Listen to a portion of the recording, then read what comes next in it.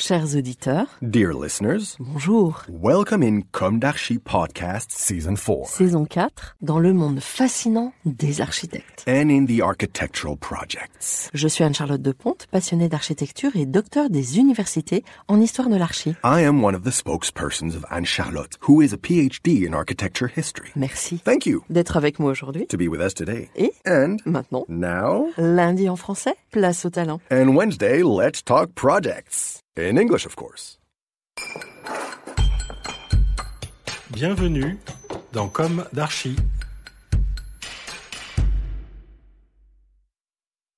Bonjour à toutes et tous, bienvenue dans ce numéro spot, saison 4, épisode 66 en français. Je vous parle aujourd'hui de Norman Foster et de l'Archistar. Du 10 mai au 7 août 2023, Beaubourg consacre une exposition à la figure mondiale emblématique majeure de l'architecture, Sir Norman Foster, prix Pritzker. Occasion pour nous de nous interroger sur la notion d'archistar, une espèce qui semble plutôt en voie de disparition en ce début du XXIe siècle et rattachée à la figure de l'architecte du XXe, semble-t-il.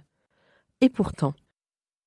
Mais commençons par parler de cette exposition qui ouvre la semaine même où nous lançons ce spot de Comme d'Archi, exposition laquelle, de nature éphémère, ferme ses portes l'été 2023.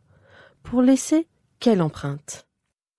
Norman Foster a signé une multitude d'ouvrages célèbres dans le monde. Citons le viaduc de Millau, le carré d'art à Nîmes, le siège de la Hong Kong and Shanghai Banking Corporation, ou encore les rénovations du British Museum de Londres et du Reichstag à Berlin. L'exposition parisienne dévoile, dans un espace de 2200 m², les différentes périodes du travail de l'archistar et des réalisations incontournables, dont celle précitée. Et ce, à travers quelques 400 dessins, dont ses premiers élaborés alors qu'il n'avait que 15 ans, des photographies, des maquettes, des prototypes et des carnets de travail. Au total, une centaine de projets présentés dans une des galeries du musée.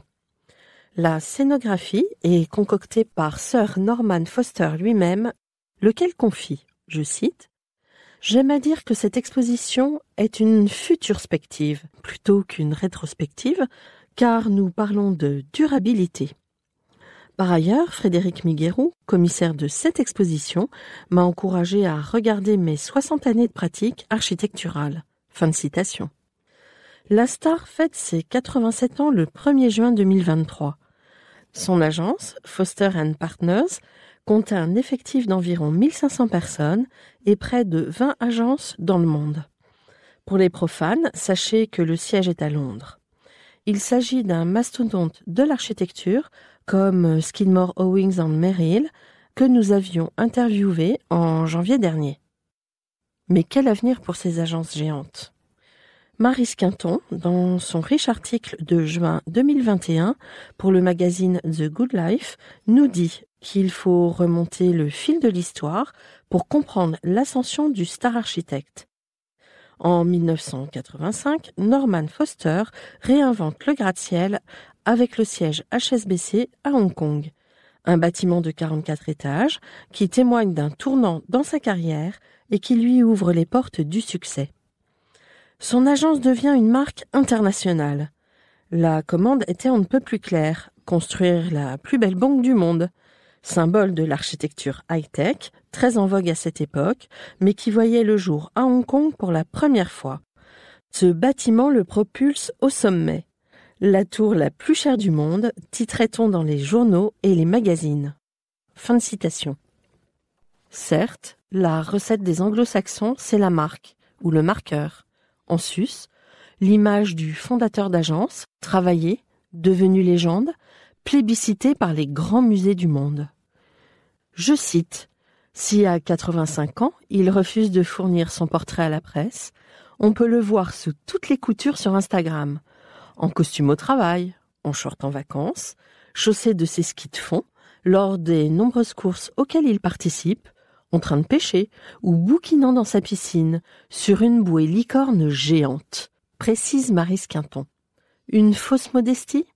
Ou un sens inné du business? Ou les deux? Et nous, baba, comme si nous avions absolument besoin d'être inspirés par une seule âme, alors que 1500 pros triment derrière. Mais cela a été comme ça dans l'architecture depuis 120 ans. Tous pour un seul, mais aussi un seul pour tous, ou presque. Des jeunes idéologues ont bien sûr créé des collectifs. Chez l'un d'eux, lorsque je m'occupais de leur communication, on m'avait dit « Ton tonton Paul de Ponte fut le premier collectif d'architectes. » Il s'agissait de Lotz de Pont-de-Beauclerc dans cette évocation. J'en doute pourtant, on n'a jamais rien inventé. Baudouin et Lotz, avant, n'en étaient-ils pas et déjà la forme embryonnaire? Et puis avant 68, on parlait des fameux ateliers. En tout cas, ce compliment que l'on m'avait fait était agréable à entendre de la part d'un autre collectif d'architectes ambitieux et ne manquant pas de caractère, AS Architecture Studio. Vous savez, ceux qui ont dessiné le Parlement européen de Strasbourg. Nous voyons souvent son hémicycle à la télé, avec ses fameux sièges bleus pétants.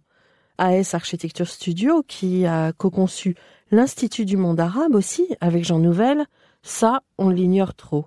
Mais ce dernier a tellement bien su travailler son image. Il nous a dit récemment qu'il considérait l'architecture comme morte. Celle qu'il a vécue, certes. Et pourtant, tout est à construire, inlassablement. Pourquoi aurait-il mieux fait que les générations présentes? Des hommes pétris de talent, comme lui, il y en a à chaque génération. Il est vrai que la fin du XXe siècle a vu fleurir la star architecte. Ouh là là!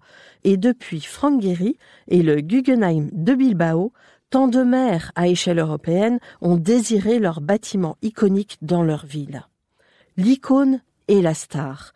On ne jurait plus que par cela. Certains en ont bien profité. Combien de temps avons-nous couru après? Bon, dans le cas de Bilbao, cela a reboosté une ville déclinante. Certes, l'idée était lumineuse. Le problème, c'est bien le mouton qui copie, qui érige en modèle et en use, et détruit in fine ce modèle. Et si la meilleure recette de notre temps était l'alchimie, et sa puissance rendue possible par l'intelligence artificielle? Pour en revenir à notre archistar, certains architectes se sentent mieux en solo, même si l'équipe est bien là. D'autres se réalisent collectivement. Ce qui est sans doute à préserver, c'est notre liberté de choisir.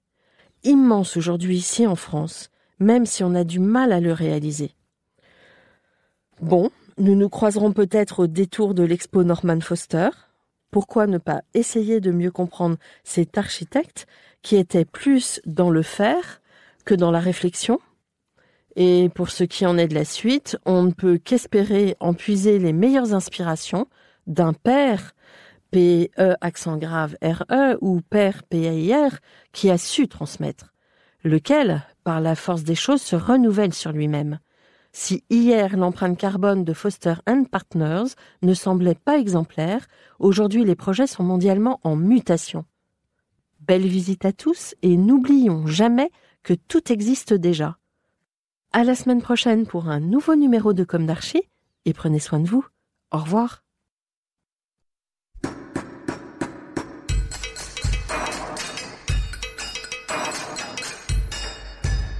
Chers auditeurs, merci pour votre écoute. Merci à Julien Rebourg, réalisateur, qui nous accompagne sur la partie son.